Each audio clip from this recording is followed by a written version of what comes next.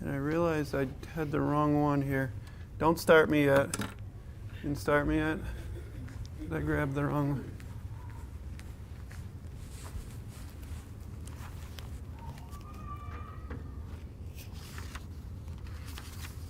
I didn't. All right. I have the right lesson, I just didn't highlight everything in red.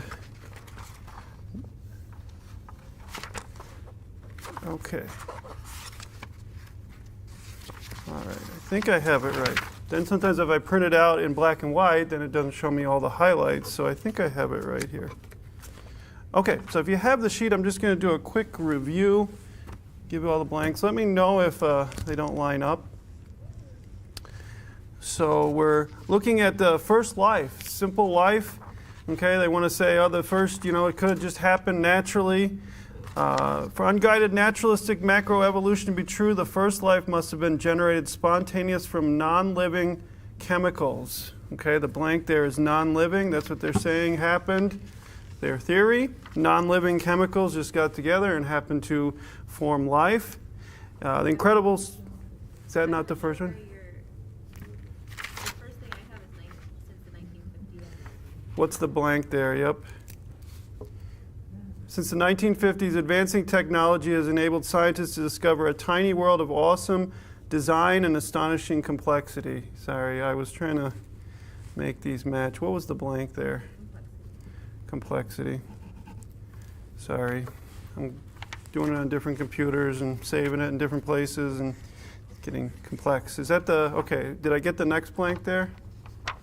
Non-living chemicals? What's the next one? Natural evolutionists. Naturalistic evolutionists claim that this one-celled Yep. What's the blank there? Which naturalistic evolutionists claim that this one-celled amoeba came together by spontaneous generation, without intelligence. Generation. I'm sorry. Tried to fix it all this morning and it did not work. So now I got the third one here. Okay. Sorry. Okay, so the non-living chemicals, that's their goal. That's what they say happened. The incredible specified complexity of life becomes obvious when one considers the message found in the DNA of a one-celled amoeba. Is the next blank there?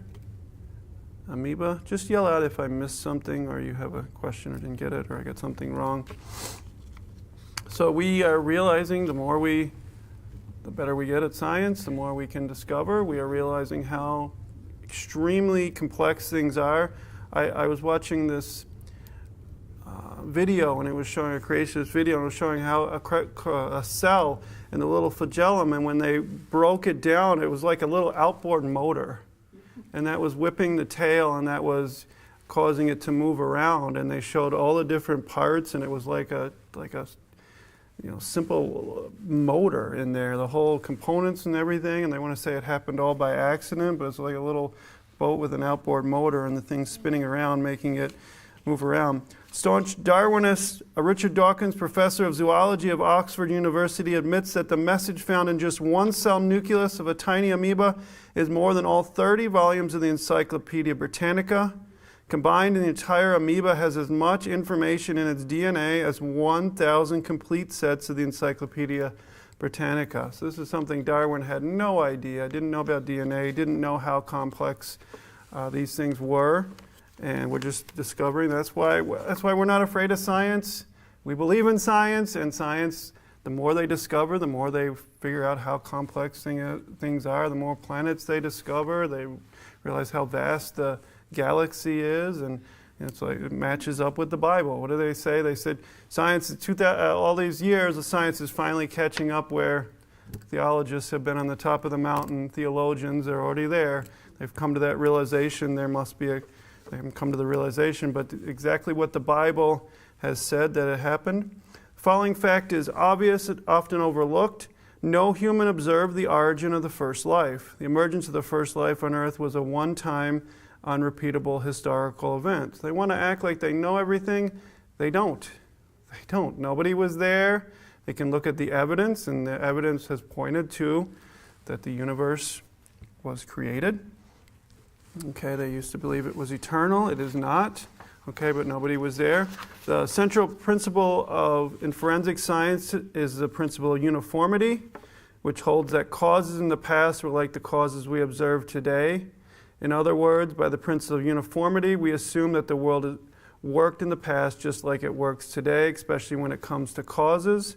We talked about the simple message. If we saw a simple one-sentence message with little alphabet letters, left on the table, we would assume there was intelligence there, right? Somebody did that. The box didn't just spill over and the letters just happened to randomly fall into a coherent message. So we assume that in the past, intelligence was needed. When we look at the geological formation of Mount Rushmore, what caused it? Common sense tells us we would never suggest that the presidential faces on Mount Rushmore were the result of natural laws. Nobody in their right mind would look at that and say, yes, wind, erosion, just give it enough time, it's going to happen, okay? That's not how it works. That's not how it works. More time doesn't create those things. We know that. Today we see only intelligent beings created detailed sculptures.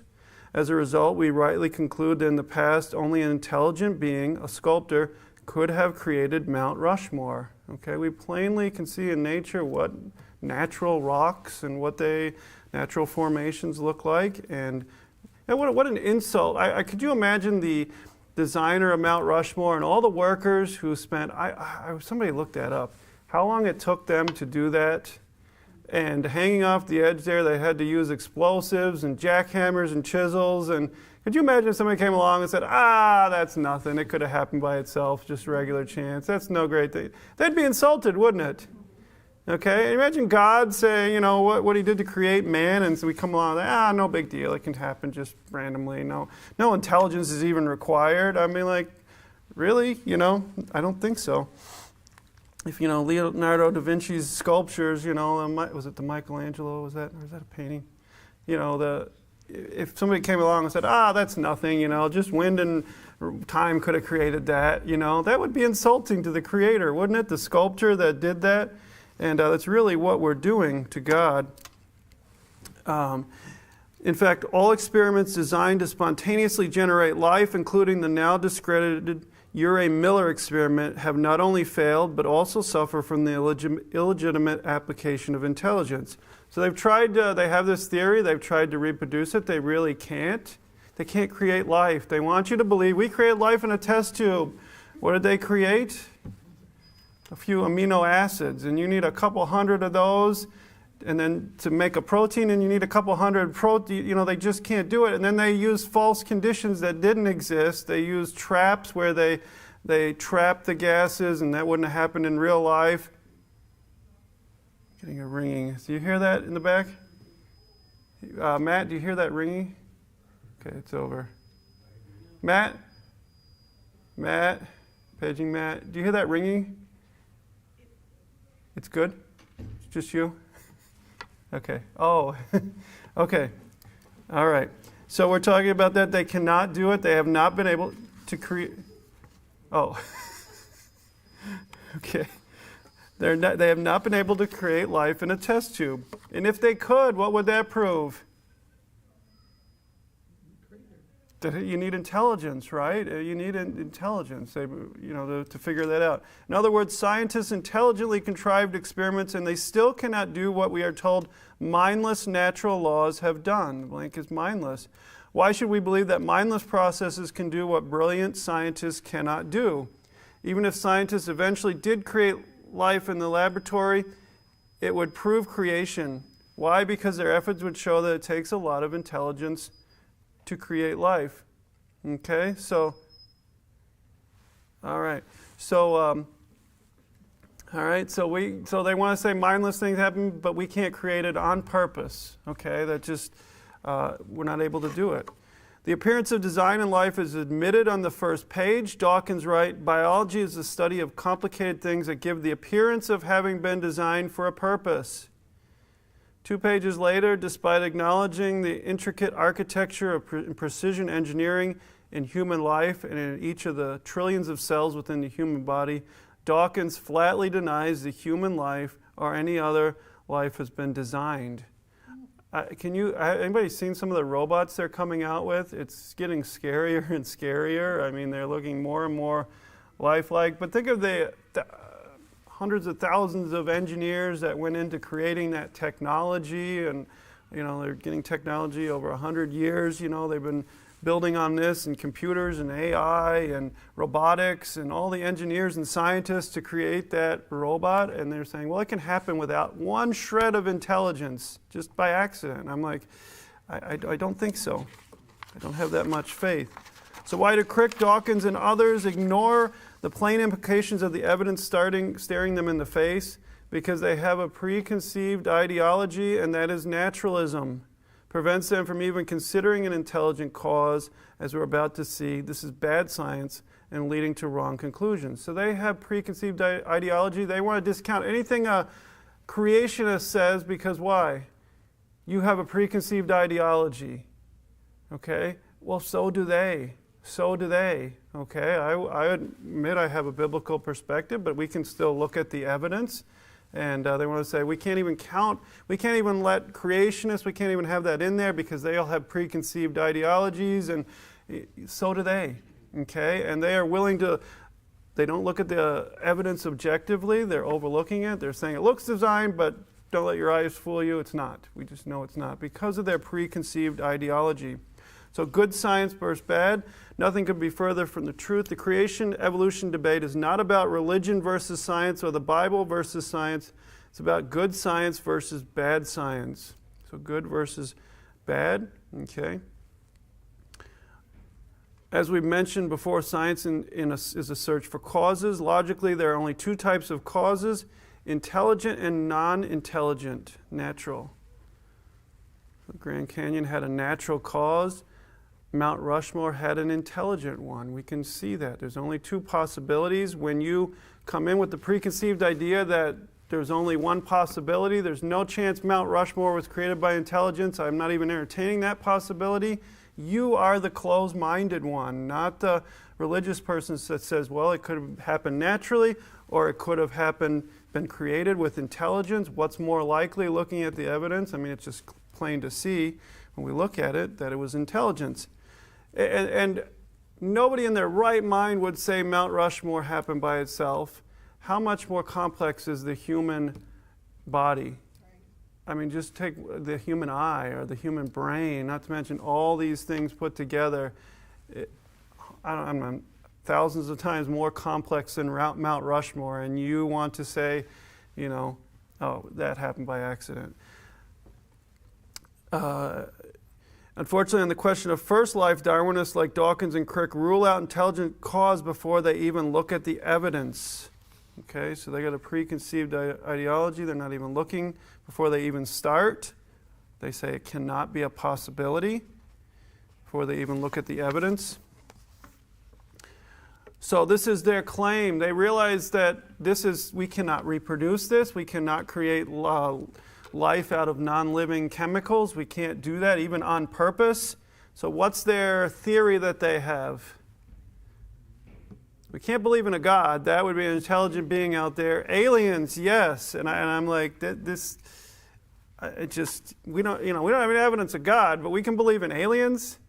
And this is one of them. I think Dawkins was saying, I believe a spaceship traveled, aliens sent a spaceship with the beginning of life. I don't know why they just didn't send a fully formed, intelligent something, but they put a little bit of a living thing and sent it on a rocket ship just for fun. And it crashed into Earth because they couldn't have traveled that far because of the distances and light years. Nobody would have survived. So they had to just randomly, let's send a rocket ship with life in there to another planet, and for no reason. I don't know why you would do that, but that is literally their theory that they have, that they believe. Another panspermia, that's alien advocate, is Chandra Wickramasinghe, admits that the Darwinists are acting on blind faith when it comes to spontaneous generation. Okay? When you peel back the onion, I don't have enough faith to believe in God, but you believe in an alien sending life form through the galaxy and just randomly hit this planet that could support life, it didn't hit Mars or any other planet that couldn't support life, but it just happened to hit Earth that had all the conditions. We looked at how many conditions does Earth need to support life? Does the planet need to support life? There's 122 conditions that need to be supported. So they sent it on a rocket ship, and it just happened to hit Earth, and that's how we got here. But that's a testimony. What is it a testimony to? They realize how complex it is, how impossible. You think if they had an easier or better explanation, they'd come up with one? Absolutely. Okay. If they had a reason, or if they could reproduce it, they wouldn't have to make up aliens as an explanation to where we get life. Physicist and information scientist Herbert Yockey realizes it's a Darwinist, he writes, the belief that life on Earth arose spontaneously and from non-living matter is simply a matter of faith and strict reductionism and is based entirely on ideology. I have more handouts. Were they with you, Mrs. Winstead? They're not sitting by you? Are they there? Brother Garber, could you grab I'll grab these if you want them. I'm going through the handouts here. Just duck the camera so nobody can see that you were late, and so the internet people don't know who you are. Okay, I shouldn't have said your name there. Okay. All right, so we're looking at life contains a message DNA that is expressed in chemicals. Those chemicals cannot cause the message any more than the chemicals in ink and paper can cause a sentence on the page. Okay, so really they're saying just blind, they have no idea. They don't even know where the print shop came from. Okay, they don't know anything, but they just have faith when it comes down to it. So they say, well, we can't see it happen. What's the possible explanation besides aliens? Give it enough time, okay? Anything can happen with giving enough time. What happens with, does things get more organized or more disorganized over time? Disorganized, okay? My room, the longer I let it go, it gets messier. It's not getting more organized. I'm sorry. Time and chance just make it worse, okay? Everything goes from order to disorder, okay? More time does not make anything better, okay? I'd love if they tried these in real life. Well, just give your kids, don't let them clean their room for longer, and it'll eventually just magically clean itself. No, we know that doesn't happen. Now, more time actually makes the flag less likely because natural laws have longer to do what they do, disorder and randomize. So the blanks are disorder and randomize. So they say, give chance a chance. If we have enough chances, then eventually it will happen. Figures they calculate are astronomically small, virtually zero. For example, Michael Behe has said that the probability of getting one protein molecule, which has about 100 amino acids, by chance would be the same as a blindfolded man finding one marked grain of sand in the Sahara Desert 3 times in a row. Okay, it's just impossible. I can't remember what to a certain number that it's just considered impossible. And one protein molecule is not life. To get life, you would need to get about 200 of these protein molecules together. So times that by impossible by 200. Okay, it's not going to happen. So we're starting the lesson today. Science is a slave to philosophy. So unfortunately, Darwinists have been successful in convincing the public that the only bad science is that which disagrees with Darwinism.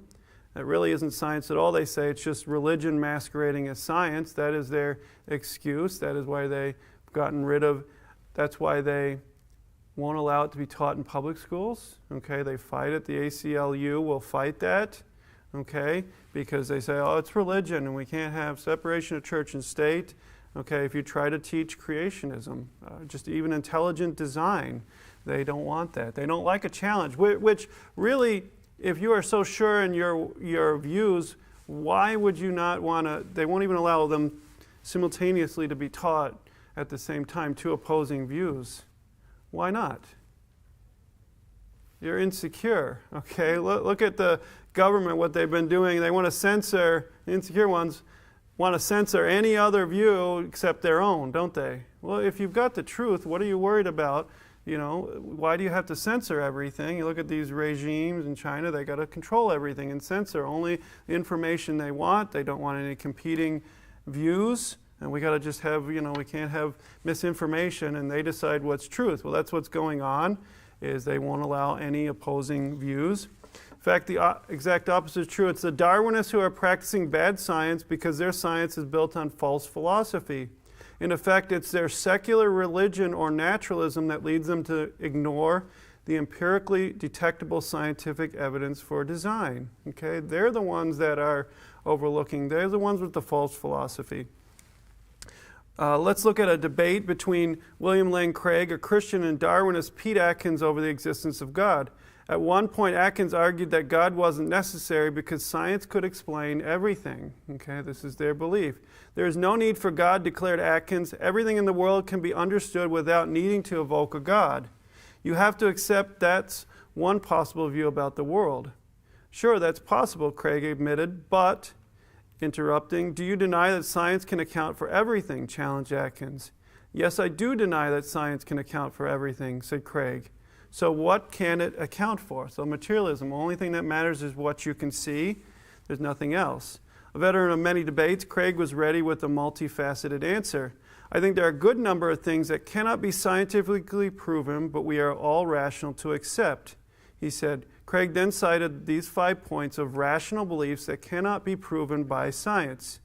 The first one is mathematics and logic. Blank is logic. Science can't prove them because science presupposes them. Mathematics and logic. Metaphysical truths, such as there are minds that exist other than our own. Okay, we can't get all truths from science. Ethical judgments. Ethical judgments is the next one. You can't prove by science that the Nazis were evil because morality is not subject to the scientific method. And this is what happens when you believe in evolution and believe there's no God. What's right and wrong? Okay. Well, if it's legal in that country, does that make it okay? No. We know there's an absolute standard of morality, and that's really they want you to believe you can be ethical, and you can be, but where do you get those principles from? They really borrow them from the Bible. Okay, when you get down to it, there is no God. They can do whatever they want. Okay, the government becomes God. And who's to say that's right or wrong? And you'll find people that will talk, they'll say, well, they'll ask them, is rape objectively wrong? And they can't even answer that. Is murder objectively wrong? Well, I can't say that. Some cultures it may be okay, they'll say. Okay, that's where we end up with when we just materialism without God. So we can't have ethical judgments. Number 4, aesthetic judgments. Spelled A-E-S-T-H-E-T-I-C. The beautiful, like the good, cannot be scientifically proven. And ironically, the last one, science itself. Science itself. The belief that the scientific method discovers truth can't be proven by the scientific method itself. Okay? How do you know that science is the only method for truth? Okay? Cannot prove that. So Craig was right. The scientific method of searching for causes by observation and repetition is but one means of finding the truth. It is not the only means of finding truth. Non-scientific laws, philosophical laws, such as the laws of logic, help us discover truth as well. In fact, those laws are used by the scientific method. Okay, so everything doesn't stem from science, philosophy. Moreover, Atkins' claim that science can account for everything is not false only because of the 5 counterexamples Craig noted, is also false because it is self-defeating. In effect, Atkins was saying science is the only objective source of truth. But this statement is self-defeating, therefore false. The statement, science is the only source of objective truth, claims to be an objective truth, but it's not a scientific truth. Okay, I know it's a little deep, but I hope you understand. I'll read it one more time. They say science is the only objective source of truth. This statement is self-defeating, therefore false. The statement, science is the only source of objective truth, claims to be an objective truth, but it's not a scientific truth. Okay? The statement is philosophical in nature. Okay? Science doesn't prove that science is the only way to get the truth. It's philosophical. It can't be proven by science, so it defeats itself. This leads us to perhaps the greatest lesson we can learn from the bad science of the Darwinists. Science is built on philosophy. Indeed, science is a slave to philosophy. Bad philosophy results in bad science. Good science requires good philosophy. And we're going to look at some reasons. Number one, science cannot be done without philosophy. Blank there is philosophy. Philosophical assumptions are utilized in the search for causes and therefore cannot be the result of them. For example, scientists by faith that reason and the scientific method allow us to accurately understand the world around us. This cannot be proven by science itself. You cannot prove the tools of science, the laws of logic, the laws of causality, the principle of uniformity, or the reliability of observation by running some kind of experiment. You have to assume those things are true in order to do the experiment. Okay, we can't even have science without philosophy. So science is built on philosophy, and unfortunately so many scientists are very poor philosophers. Okay, they got a preconceived view. Number two, philosophical assumptions can dramatically impact scientific conclusions. So that's their big thing, is your belief in God impacts your science. That Bill Nye debate, I've mentioned this before, he basically said anybody who's a Christian can't be a scientist or won't be a good scientist. If you watch that debate, he's basically, and I don't know why Ken Ham? I don't know why Ken Ham didn't start listing some of the greatest scientists ever who were Christians that really created these fields of science, and I don't know why he didn't refute that. But that's pretty bold to say, well, you got preconceived ideas, you can't be a scientist, but I can still be a scientist. So if a scientist assumes beforehand that only natural causes are possible, then probably no amount of evidence will convince him that intelligence created the first one-celled amoeba or any other designed entity. So they are blinded by their philosophy, their wrong philosophy. Okay, they are saying there's not even a chance. I'm not even going to entertain this other idea that something intelligent created it because of their philosophy. It affects them. When Darwinists presuppose that intelligent causes are impossible, then natural laws are the only game in town. Okay, if I walk up to that Mount Rushmore and say there is no chance that something intelligent created this, then I have to come up with all sorts of crazy theories about how it could have happened. So stories, and well, you can't prove me wrong. Nobody saw it. No, we did see it, but I imagine nobody did. Okay, but they can make up all sorts of stories. This could have happened. That could have happened. Read up on some of that, like the bombardier beetle or the eye, and they come up with the stories they come up with. There's no evidence. It's just, well, this could have happened, and possibly this, and maybe this, and I'm just like, you got to be kidding me. You're just making up stories because you don't even want to entertain that it designed, and you admit it, you see design, but you don't want to admit there's a designer. So that's the only game in town. Likewise, if a creationist rules out natural causes beforehand, and we don't know any who do, they also risk missing the right answer. Okay, so they are bound by their philosophy, their wrong philosophy. It limits them.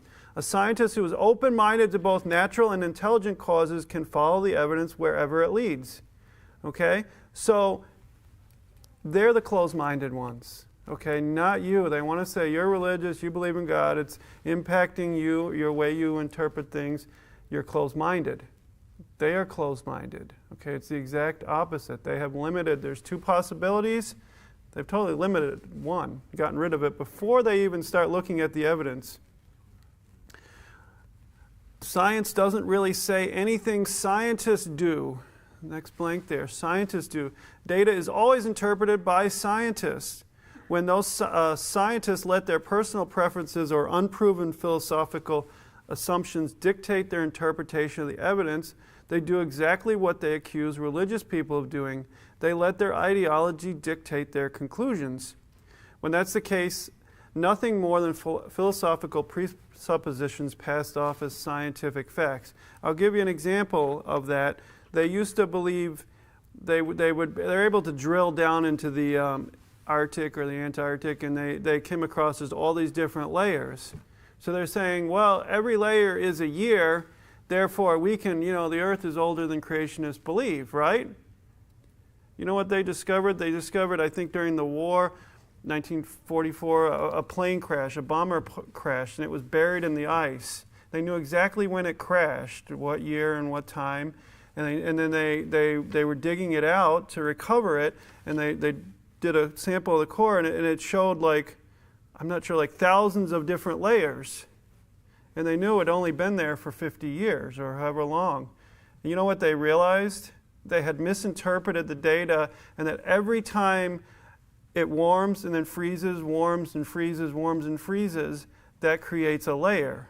Okay, we live in Buffalo, we know things thaw and freeze and thaw and freeze and thaw and freeze. So they took every layer as, oh, that's got to be a year. And then they found out that can happen many, many, many, many times during a winter, during the year, right? Okay, it gets colder, melts, then freezes, and then gets warm and snow. So they realized they were interpreting the data wrong. Okay, same data, same evidence. They thought it proved their case, and it actually didn't. Okay, they're interpreting it. Science doesn't say anything, scientists do. Okay, so if you come in with a presupposed supposition, you're looking at the evidence, you can twist the evidence to whatever you want. And they realized they were absolutely wrong in that. So summary and conclusion, life does not consist merely of chemicals. If that were the case, mixing the chemicals of life in a test tube would produce life. We can't do that. Life clearly consists of more than chemicals. It also includes specified complexity, which comes only from a mind. Therefore, materialism is false. Number two, there are no known natural laws that create specified complexity or information. Okay? They want to say, what's their mechanism, supposedly? Mutations, right? What does that do? Scrambles information. It doesn't create new information. It ruins and wrecks the information that's there. Only intelligence has been observed creating specified complexity. Okay, only you need buildings, everything. You need plans. You need intelligence to create anything. Okay, we know that. You want a simple sentence. It takes complexity. It takes intelligence. You want a book. Okay, that's signs of an intelligence. The simplest life consists of amazing specified complexity, equivalent to 1,000 complete sets of the Encyclopedia Britannica. Not 1,000 books, 1,000 sets of the Encyclopedia Britannica. Einstein said, God doesn't play dice with the universe. He was right. As Philip Gold said, God plays Scrabble. Okay, it's very complex. Science is a search for causes that is built on philosophy. There are only two types of causes. What are those? What are the two types of causes? Intelligent, non-intelligent, or intelligent and natural. Darwinists philosophically rule out intelligent causes before they even look at the evidence. That's why when Darwinists look at these 1,000 encyclopedias, despite observing and recognizing their obvious design, they assert that their cause must be natural. But we all know, I mentioned just a simple sentence, one sentence, take out the garbage, Mom, requires an intelligent cause, then 1,000 encyclopedias must have an intelligent source. Spontaneous generation of life, which Darwinism requires to get the theory started, has never been observed. Okay, they will have you believe they created life in a test tube. They are nowhere near close. It is believed in by faith, and that's why you know that, because they have to come up with aliens sending life to this planet. If it could have been done easily and they can do it in a test tube, they don't have to make up a wild theory with blind faith. That's just ridiculous. How did those aliens evolve? Did another alien race send it to that alien race? And you're just going around in circles there, and you're just moving the whole argument to another planet, okay? I can't even believe they believe that. It's just shocking. They want to say you're stupid and you believe in God and you believe in these intelligent. We can't anything but believing in God. We can believe in intelligent beings out there as long as it's not God. It's just like, I just astounds me. It's believed in by faith, and in light of the strong cosmological and teleological evidence that this is a theistic universe, Darwinism, the Darwinian belief in naturalism or materialism is also an article of faith. Hence, Darwinism is nothing more than secular religion masquerading as science. okay? You have to understand that Darwinism is nothing more than secular religion masquerading as science. And they think they can teach and do anything because they are not religion. And then they want to control, you're religious. We got to separate that. We can't have that. And that's really bad science. So chapter 6, we're looking at the new life forms. I don't have a handout yet for this. We'll have one by next week. In grammar school, they taught me that a frog turning into a prince was a fairy tale. In the university, they taught me that a frog turning into a prince was a fact. Ron Carlson. So I look at a movie, an older movie. Contact by Jodie Foster plays a scientist who is part of the Search for Extraterrestrial Intelligence. It's a real organization called SETI. She's part of the research team. Has scientists who scan space for unmistakable signs of intelligent life. So they have this set up, this big radar. They're trying to pick up messages from outer space. Okay, so what constitutes an unmistakable sign of intelligent life? A message, that's right. Something like, take out the garbage, Mom. Just a simple sentence. If you got that, there must be intelligence. In the movie, Foster gets extremely excited when her antenna picks radio waves that appear to have an intelligent pattern. 1, 2, 3, 5, 7, 11. Those are, what type of numbers? Prime numbers, yes. That can't be a natural phenomenon, okay? So she looks at this and gets these numbers, and this must be intelligence, right? Just the prime numbers, some simple numbers, must be proof of intelligence. Indeed, random radio waves can be naturally produced, but those that contain a message always have an intelligent source. Prime numbers from 1 to 101 in order constitute a message that only comes from an intelligent being. Foster is so confident that ET has been found, she goes public with her discovery. Government and military officials then converge on her facility. If this is such an intelligent source, then why don't they just speak English? One official asks with a hint of derision. And he says, because math is the universal language. Foster fires back. Of course she's right. In fact, alphabets and language itself can be ultimately reduced to numbers. That's why the English alphabet is mathematically identical to the genetic alphabet of DNA, and why the comparison of cell information to encyclopedias is a one-to-one relationship rather than just an analogy. While Foster and her colleagues later discover a more complicated message embedded in the radio waves, they are absolutely certain the prime numbers alone prove that the message came from an intelligent life. Okay? Do you see how little evidence they need? Oh, that must prove intelligence. They look at our brain, a supercomputer, and say, oh, no, it just happened, no intelligence. It just astounds me. The double standard. Why are they so certain of this? Because repeated observations tell us that only intelligent beings create messages and that natural laws never do. When we see a sequence of prime numbers, we realize it requires an intelligent cause. Ironically, Contact was based on a movie by the late Carl Sagan, an ardent evolutionist who believed in spontaneous generation. He was instrumental in starting the SETI program, the real one. The irony lies in the fact that Sagan was absolutely convinced that a simple string of prime numbers proves the existence of an intelligent being, but the equivalent of 1,000 encyclopedias in the first one-celled life does not. Do you get just a double standard there? A few prime numbers, that's got to be intelligently created. 1,000 encyclopedias, nah, I can't see any sign of intelligent life that created these. Just, couldn't have happened. All right? It takes a lot of faith to believe in God, not to believe in God, more than we have. And that's really what they're doing, okay? They are just so determined to not believe in God, they'll believe in anything other than God.